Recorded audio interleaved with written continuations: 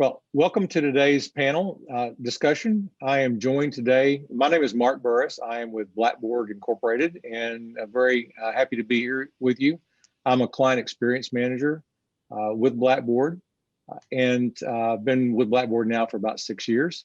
I'm joined today by Dr. Kimberly Mullins from Beaufort County Community College, Jessica Obley from Stark State College, and Dr. Sarah Leerman from Central Michigan University.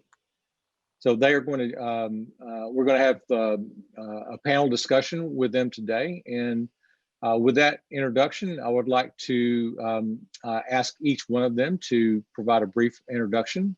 And so if you wouldn't mind, we can just go around the panel here, include your name and title, institution, and a brief description of your course. My name is Kimberly Mullins, and I'm lead instructor for mathematics at Beaufort County Community College in Washington, North Carolina. The course that I submitted and was awarded the ECP recognition for is Math 171, which is pre-calculus algebra.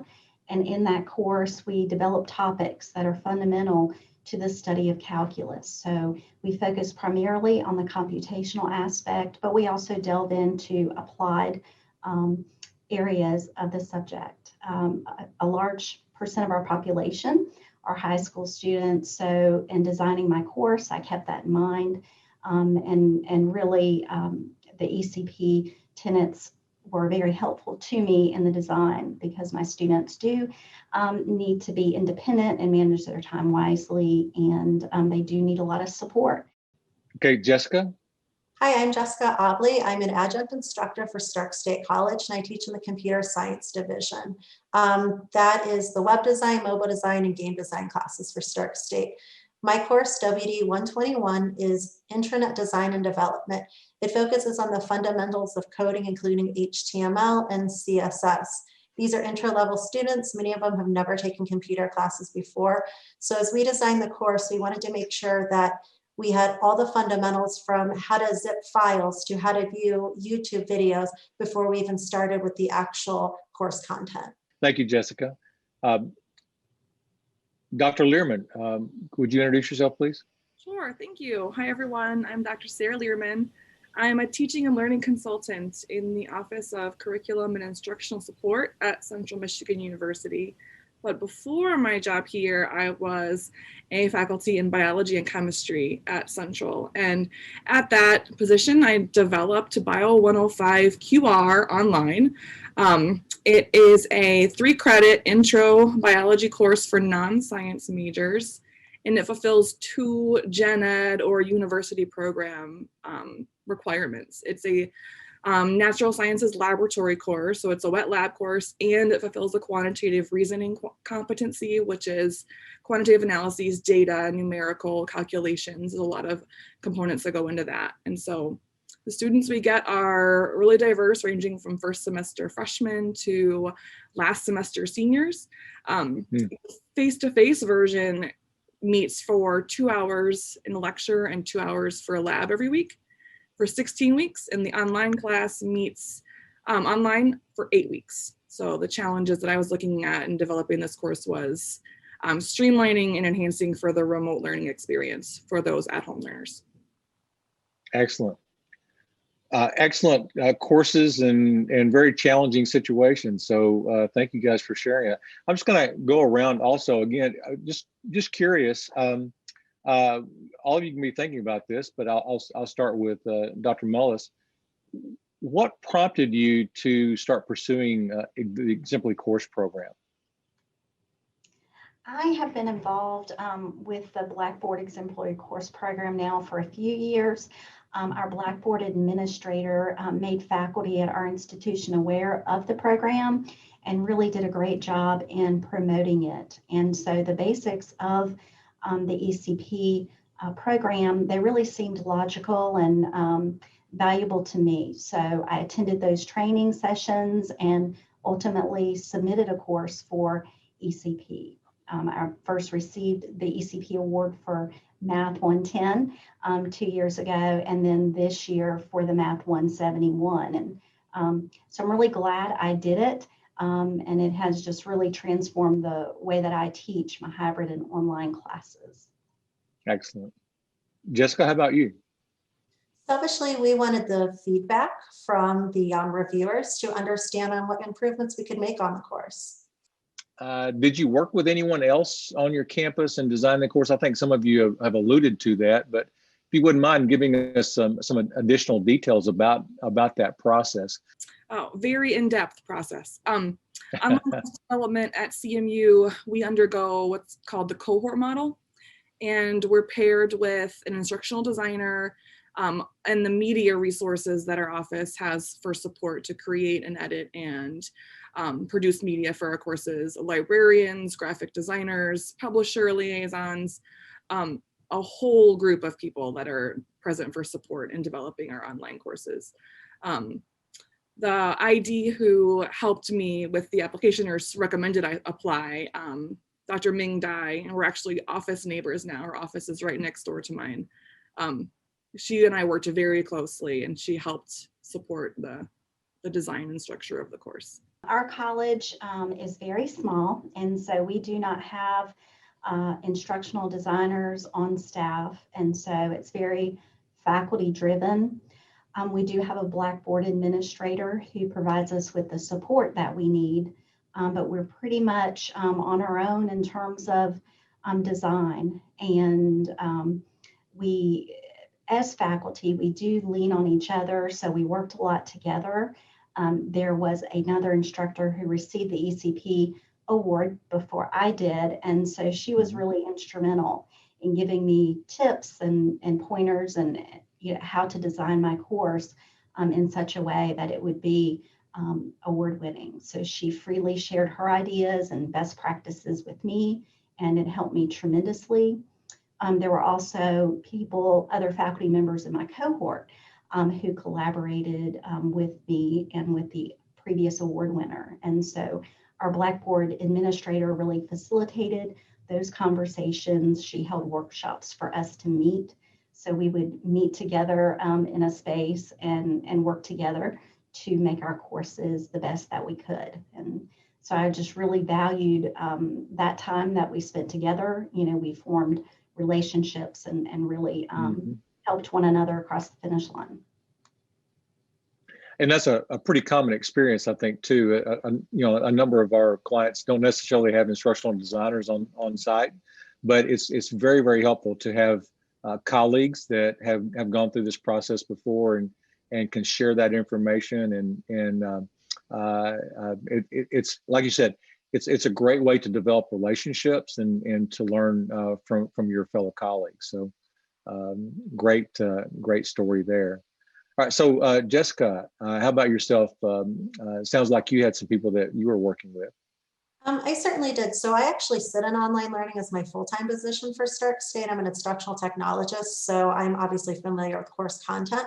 But our instructional designer, Patty Brown, also reviewed everything as we updated things to give us some feedback. That way we understood what types of interaction we should be using and what she thought just simply wouldn't work. We also had Kathy Eisen, who's the course coordinator for the web design courses.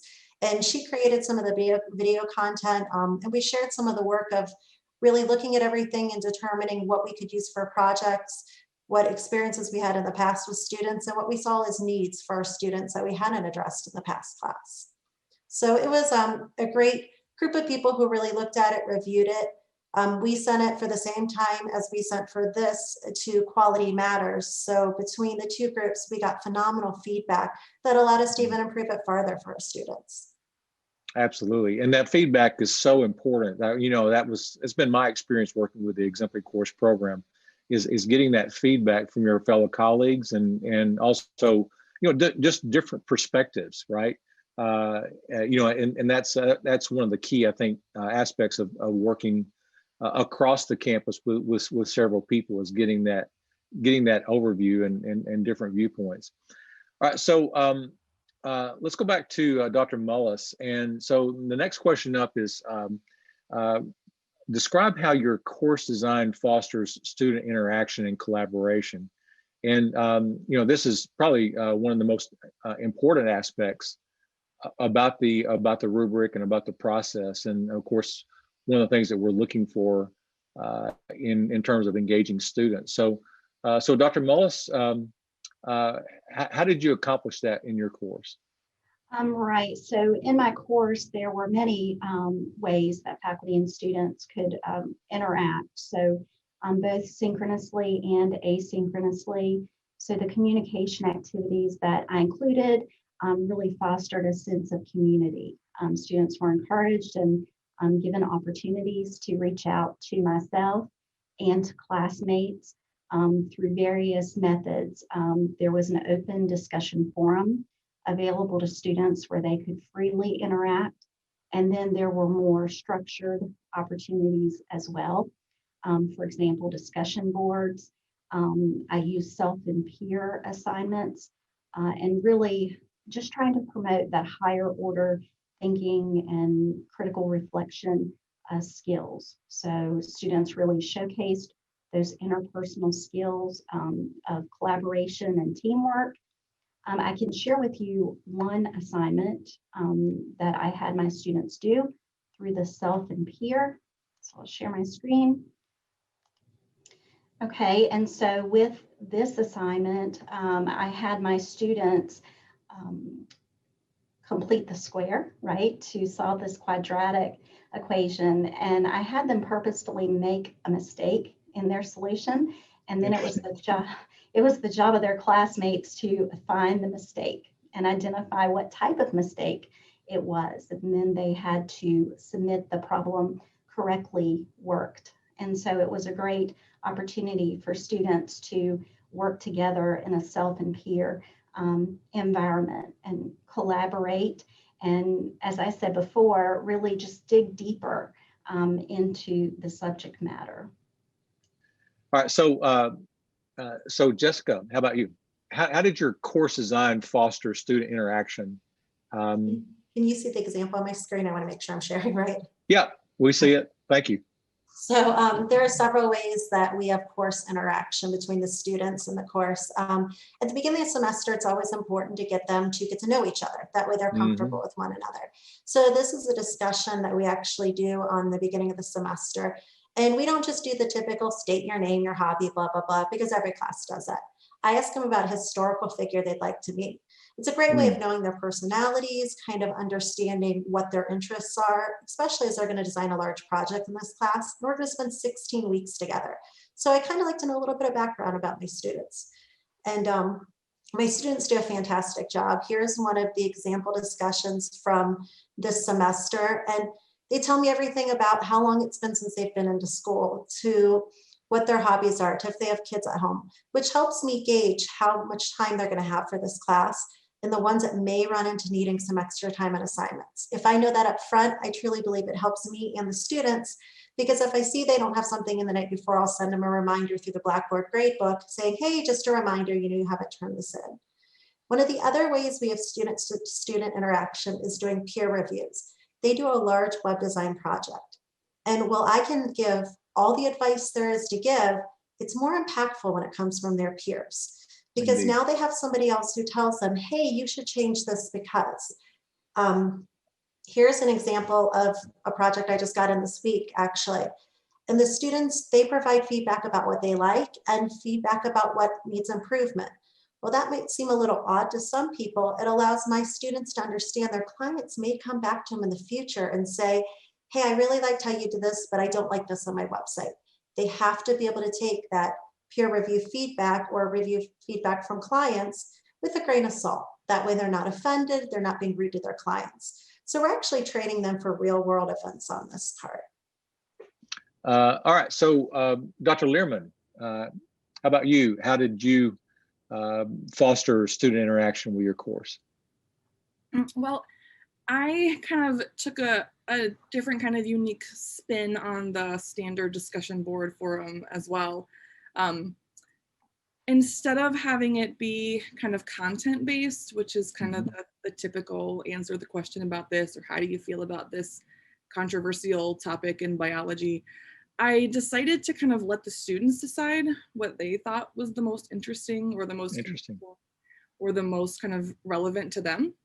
And so I call it the discussion board community because they have to foster dialogue. And so each week, at the end of every week, they should have posted one forum, created one post that they talk about something that personally connected to them in the content this week.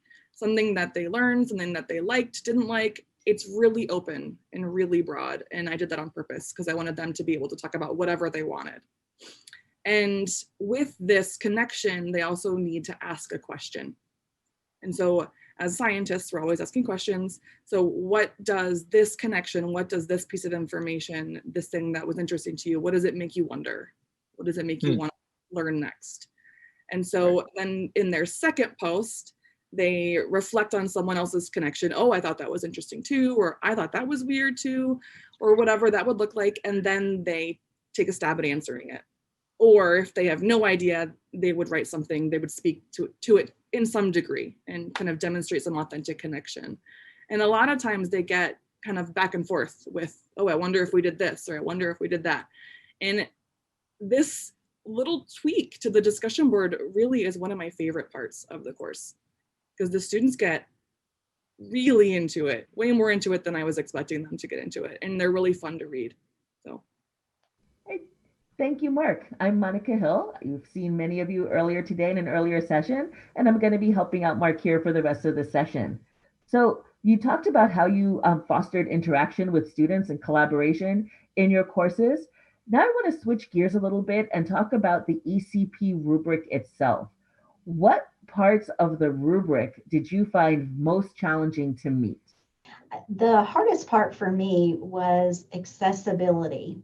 So I had a lot of experience with instruction and how to interact with students, and it was pretty natural for me to do those things and grow in that way. But in terms of accessibility, I just didn't have a lot of background in how to make sure that the content really integrated with all of those alternative resources. So the assistive processes that are used, voice recognition and screen readers.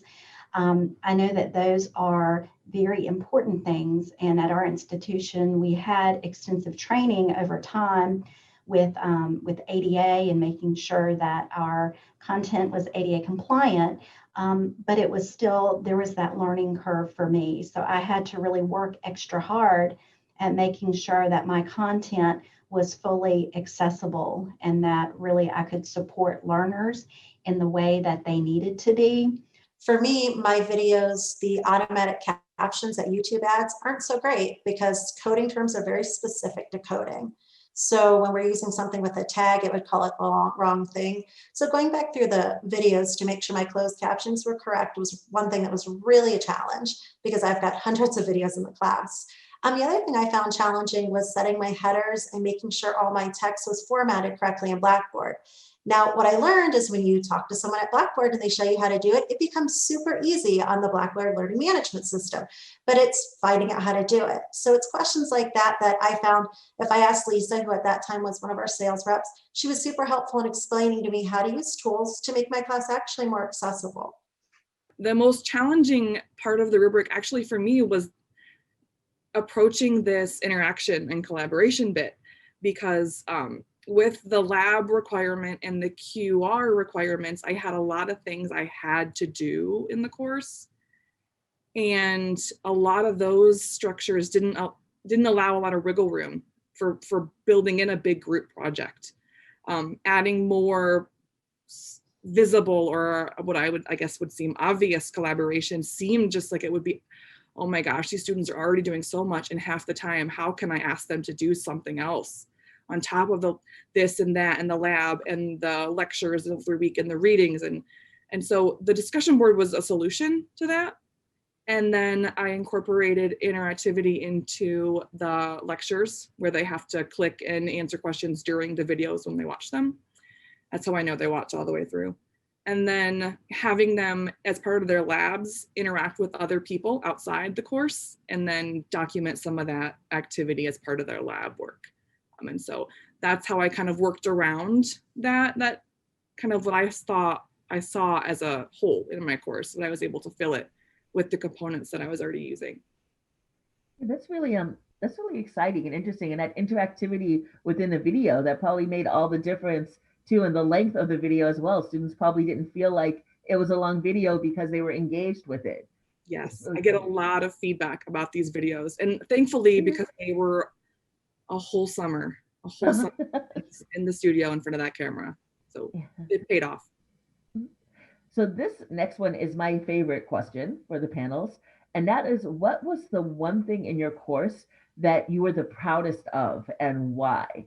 So Kimberly, what are you the proudest of in your course? I am, I think, most proud of the student success that I saw. Typically, attrition rates are really high for online math classes. And really in striving to make the course, the best I could in terms of organizing and chunking the course content and making the content predictable, yet vary somewhat so that students remain interested.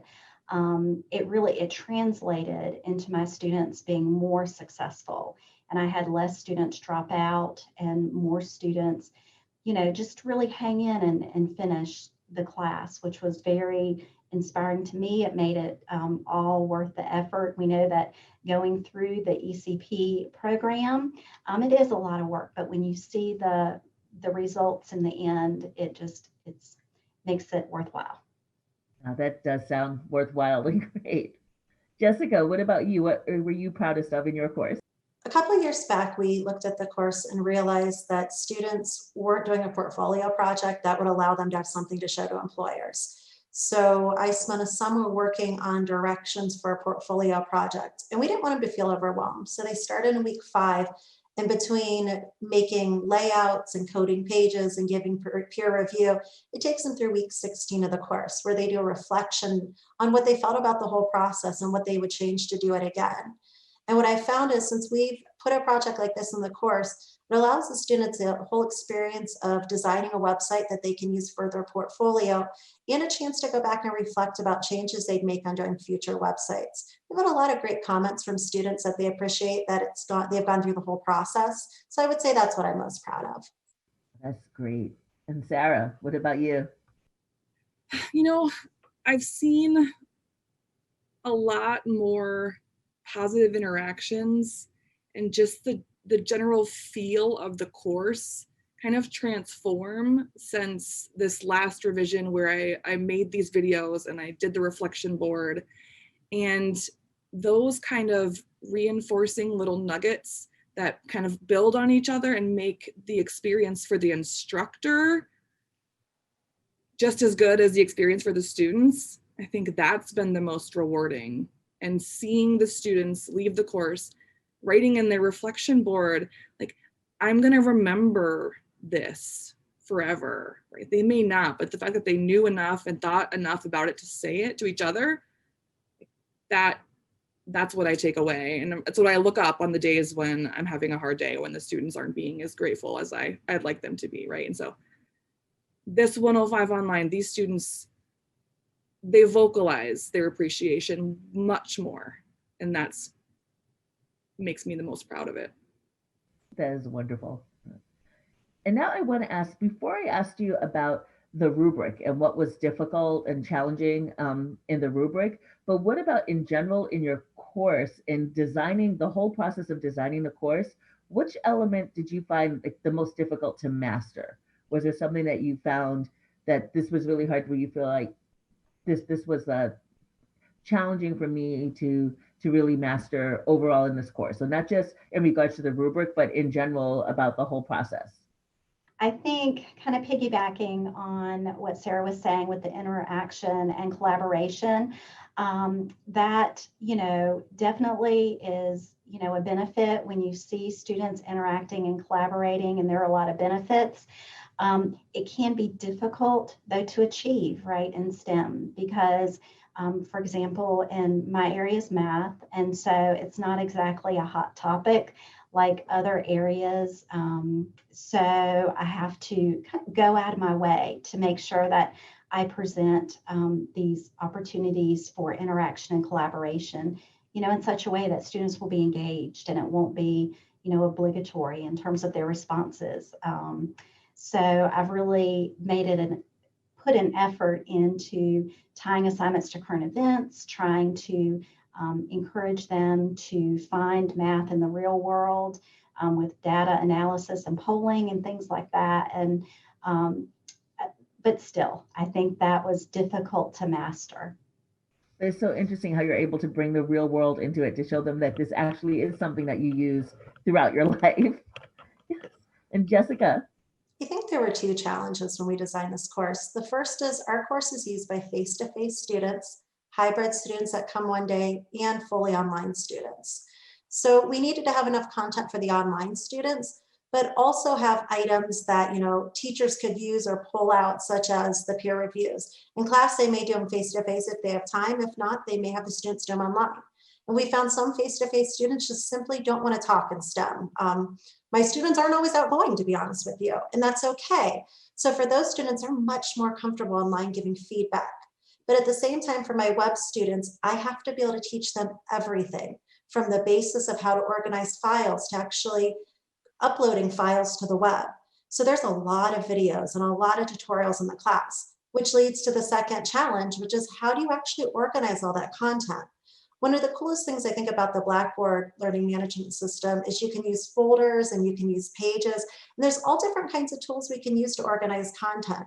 So for each one of our weeks, we use a page that gives them a list of content that's optional and required to review. Then all the optional content is put in a folder that's labeled optional content. And that's typically the videos, especially for face-to-face class. So I think, if we use the Blackboard tools, and we look at it that way, we definitely had a way that we were able to master those challenges. Thank you all so much for that. And now I also want to ask you about practical hands-on components in your courses, if you had lab activities or studio activities, and how you handled those types of practical hands-on assignments or lab assignments. How do students submit their work? Share with us how you handled those. Kimberly? So I use the groups feature in Blackboard to assign my students to groups. I really liked how that worked because students could really choose how they wanted to communicate. They had file share, discussion board, blog, journal, just various ways to interact with one another. And they were really, getting to drive that. So I just really assign the groups and let them have at it and decide how they wanted to work on things. I did require that they work in groups. Some just really didn't want to do that, but I required group work, and it really, I think, paid off in the end, and students were able to help each other. Thank you. And Jessica? So coding is really interactive. We have a book and it's a great book, but one thing we find about our students is they simply are not book learners. We've actually surveyed our students in this class to find out their learning styles and what they like and what they prefer. And one thing we found out is our students like videos. They like to be in an environment like they're sitting in front of a teacher that codes with them. And that's what I used to do when I taught the class face-to-face. So each week there is a coding folder and reference guides. The student then clicks into the folder, and all of them are listed just as seen here, and they would go ahead and click on the title. When they do that, they're taken to a page like this. And each one has a short YouTube video. We actually keep our videos under 7 minutes. It's kind of become the rule for us in coding. And it has a downloadable sheet that gives them all the code that we're going to go through. That way they can print it and hold on to that sheet. What's important with that is this book is about $200 for this class. So a lot of the students want to sell this book back at the end, and I certainly don't blame them. So they can keep these free sheets I've developed and have those as their reference. Another thing we do is we do the case studies that are from our textbook. And each case study has a description of what the students are going to learn. And then it shows them a picture of what they're going to code and gives them step-by-step directions. The nice thing is if they've picked up all the items from the videos in the book, they're able to do this. If they haven't, they contact me or put something on our open discussion. And that helps me address the students that might be struggling with the hands-on activities. It also allows their classmates to give them advice. I love having an open discussion in my class. We actually call it the cafe. And my students a lot of times will go in and give each other advice on how to do coding before I will. The rule is they can't give each other the coding, but they can tell them where to locate it in a video or where in the book they should reference. And what I found is that feedback from students when they interact like that is a lot more useful than me as their old teacher going back and constantly telling them what to do. Well, the laboratory component is a gigantic part of our course. It's 40% of their grade. And so the course is organized into 8 weeks, and they have a lab associated with their content every week. And so there's 8 labs, and I call them science experiments and extensions, or C assignments, SEE. I like fun acronyms. And these are constructed by me, and then I kind of like picked and chose what I wanted to use from various at-home style lab assignments. And so everything that the students do every week, there's usually a multi-part lab. There's a hands-on experiment where they get some materials that are easily accessible, like Coke and Diet Coke, or pineapple and Jello, that kind of thing, or from the cafeteria. And then there's a kind of digital component where they have a simulation or they read an article online, and they answer questions about their experiment related to some current events or media or some digital component. And so there's stuff that requires hands-on and wet lab calculations and work, things they do in their kitchen, and sometimes they send me pictures, and it's really cool. And then there's an application and extension that applies what we're talking about to the real world. And so with each lab, they get background information, they get all of the information that they would need to do the experiment. And they get a list of, I think it's on average 20 questions that associate with that lab assignment. And I recommend that they do it later in the week after they've watched the videos and done the readings and gone through some of the content, but they have all the information that they need there. And it's recommended that they answer all those questions in advance, so they can have all of their answers to all of the questions, all of their data tabulated, all of their results. And when they go to submit their work, they're prompted with 6 questions of those 20 or so randomly through the Blackboard test function. And so it's not a test because they can just copy and paste it from what they've answered earlier in the week, but the answers must be in their own words. And a lot of the questions are, what did you think about this? Describe the DNA when you pulled it out of the spinach or whatever. And so they're very personal in that I can tell quite clearly if the students have actually done the assignment or if they're just trying to make up the answers. And if they go to Google and try and copy and paste, like, it's very clear. My favorite one is in week 8, which we talk about ecology and communities and populations. And the assignment's about the Avengers, Marvel and Thanos, and he wants to snap his fingers and get rid of half of the living things to create a more balanced and resource-heavy environment. And we talk about, what do we think about that? If you could talk to Thanos, what would you ask him? And then they apply that to their carbon footprint, and it's pretty fun, and the students tend to enjoy that too. It's a non-majors course, and so I try to cover the math as approachably as possible. Kimberly may be able to speak to this as well. Students tend to approach science and math kind of as a deer in headlights, especially non-majors at first. And if I say, okay, this is a QR course, we're going to be doing some math, they tend to panic. And so when I introduce, say, statistics, when I'm talking about the scientific method, and I say, you see this number with this commercial that says this drug is effective for 80% plus or minus 40, right? What does that number mean? And we talk about that. And so these video lectures are me standing in front of a markup tablet, and I have a stylus in my hand.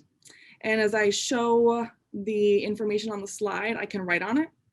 And so what I've done for this particular lecture is I'm talking about some of the variations we see in averages. And the math is probably, it's very simplified for these non-majors, and it's interpreting information, how are these two numbers different?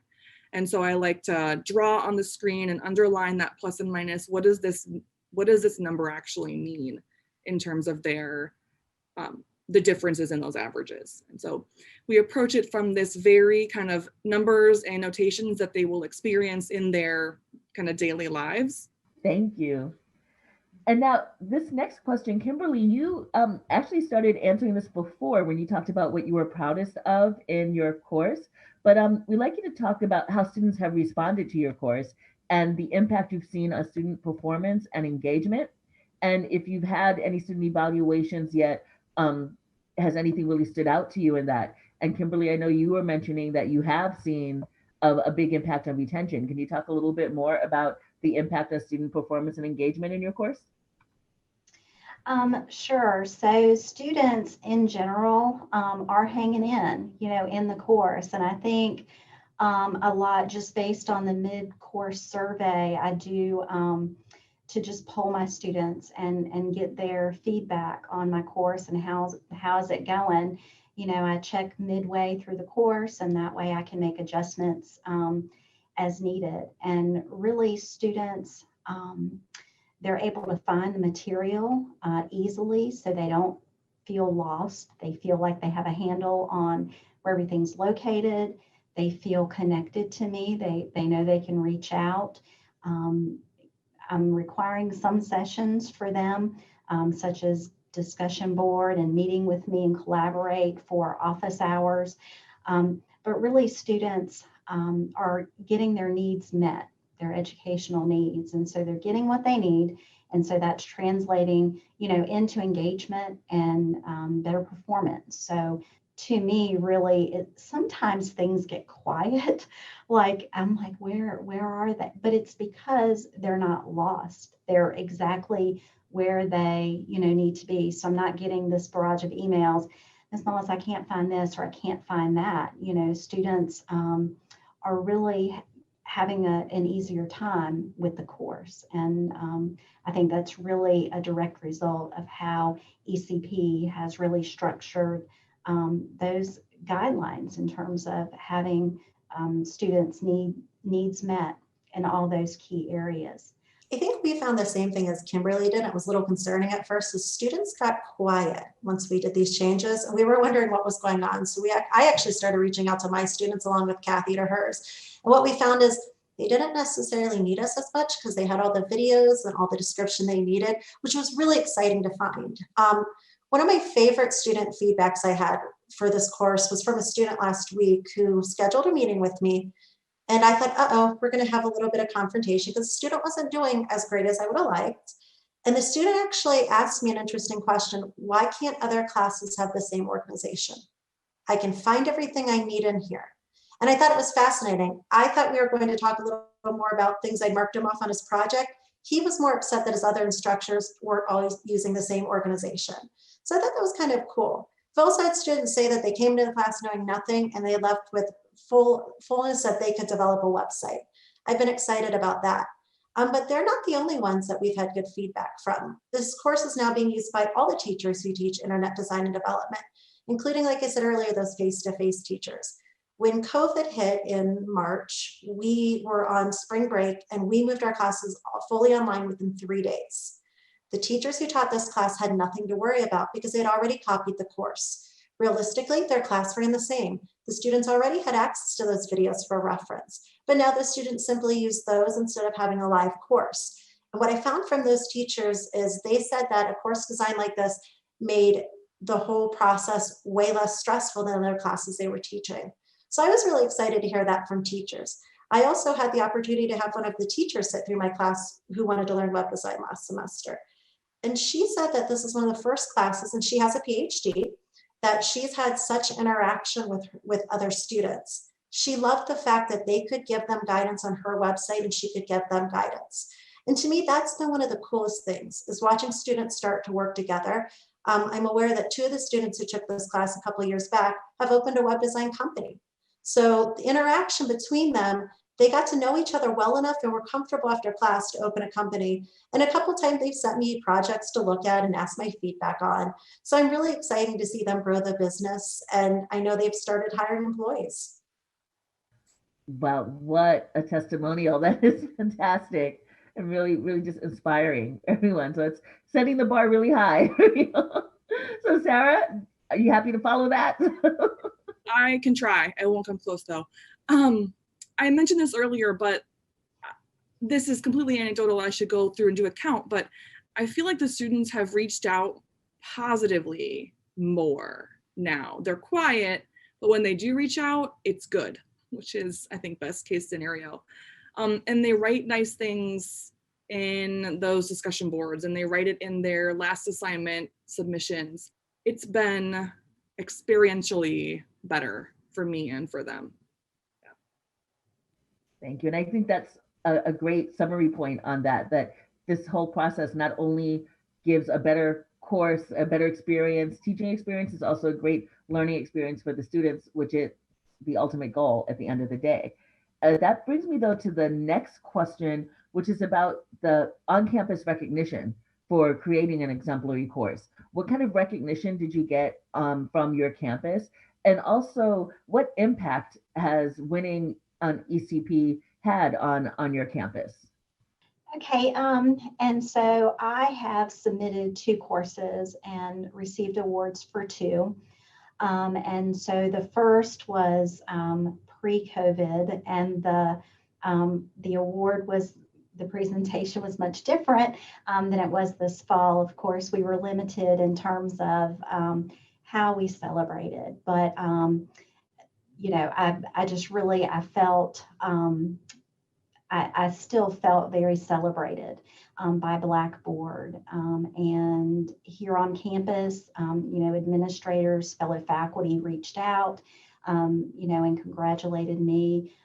I had some folks who asked for help with their course once they knew that, yeah, I was awarded the ECP. They just wanted some tips and pointers. We are one of the few colleges in our area, in our region, who offer ECP award-winning courses. And so we're set apart in that way. And our marketing director has submitted articles in our local newspaper. And so it's good PR for our college. I'll agree. It's really been good PR for Stark State. With everything with COVID, I think there is this underlying, you know, can I take web classes? Is it going to work for me? And we were able to use this as one of those things saying, our classes are well developed. Come check us out if you haven't, especially students that have been face-to-face. Our college did a fantastic job sharing it with students through email, through Facebook. I was lucky enough to have my doctoral advisor share it at Franklin University too, because my actual degree is in instructional design at Franklin. So it was really an honor to see my doctoral advisor start sharing it on LinkedIn. Like, that really surprised me. For me, it's actually brought some credibility to the college. So I joined the college full-time 5 years ago as an instructional technologist. And my background isn't education, it was communications and marketing. So I came in not knowing much, to be honest with you. My director has taught me amazing things about course design, and I've taken a ton of classes. But I also teach the professional development on how to design a course and how to use the standard layout. So this was able to give me credibility in saying, I've designed award-winning courses. So that was really exciting for the school. I actually use the course tour at the beginning of our professional development, which is online. So it's part of the introduction. And like I said, it gives us credibility. And it also opens questions with some of the teachers that'll email me and say, you did this, why? Or how did you do that in Blackboard? We're only 3 years into Blackboard on our campus. So a lot of our teachers are still using the tools. So it's been a great way to show all the different features and the bells and whistles of Blackboard they can use also. Thank you. And Sarah? You know, I feel like I keep saying this, but I feel like my answer is just a merge of both of yours. In that it's in the time of COVID, I feel like my award was announced right when faculty were kind of they were already below the overwhelmed. They were just tanking in terms of energy and motivation, and this is awful, right? And I think the provost announced that we had this online course that won this award, and they were like, okay, it can be done. Okay, it can be done well. Okay, and so there's room to improve. And so I feel like it was a little bit rejuvenating for my colleagues, and especially for me, because I was a faculty in biology for 10 years before switching jobs, and now I'm working with the instructional designers kind of as an ID, and I do feel like it gives more experience in the content and the credibility in the instructional design, where biologists would say, you can't put that course online. They need to be able to do all this stuff in class. And I can say, no, you could do it online, you can do it well. There's just some things you have to think about before you can just jump right in, right? And this kind of helps give me some of that authority, I guess. And it also was really nice because this course is my baby and I worked really hard on it. So thank you all. That's wonderful to hear. Now, the next couple of questions, I'm actually going to combine two questions in one. So I wanted to ask if any of you have been reviewers for the Exemplary Course program, and if you had what that experience has been like. But I also want to know the impact that participating in the Exemplary Course program has had on your own personal professional development. So if you could talk about those together. So if you've been a reviewer, talk about the experience of being a reviewer and how it's influenced your professional development, and then just the experience of going through this Exemplary Course process yourself and how that has influenced your professional development. So Kimberly? I have not been an ECP reviewer up to this point. I feel like I've learned a lot, but I'm still growing. And so I am working on my courses. So that's what I'm doing right now with my spare time. Every course that I teach, even though I have not submitted those for ECP, I'm creating them all as if they were going to be submitted. Kimberly, I really do encourage you to do it because it actually teaches you a lot. Looking at other people's courses taught me of things I can improve in my own course. What had they done right?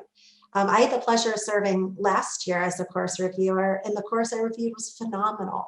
There were things that I hadn't thought about using Blackboard tools for. So I thought it was a great honor to be able to do it, and it taught me a lot. It also showed me that there's always room for improvement. No matter how good we think a course is, we can always improve. So one thing I do is I take the guidelines and I have them sitting on my desk when I'm going through courses that I'm working with faculty on now, and I make comments on them. If I find a course that I believe really we should submit, the great thing is the guidelines are right there. I've been able to go through them.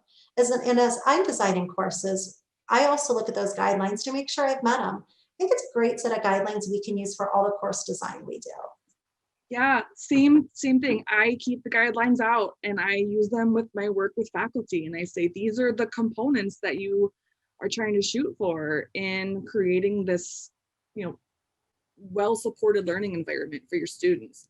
And now, as I'm growing, right, in this new role, and with this award, I am kind of scouting faculty courses for who can I support in their application, right? Just like Ming, my instructional designer, did for me. Well, thank you. Thank all of you so much for being here today, for sharing this with our participants. I know you've inspired a lot of people. We're going to take some questions from the chat now,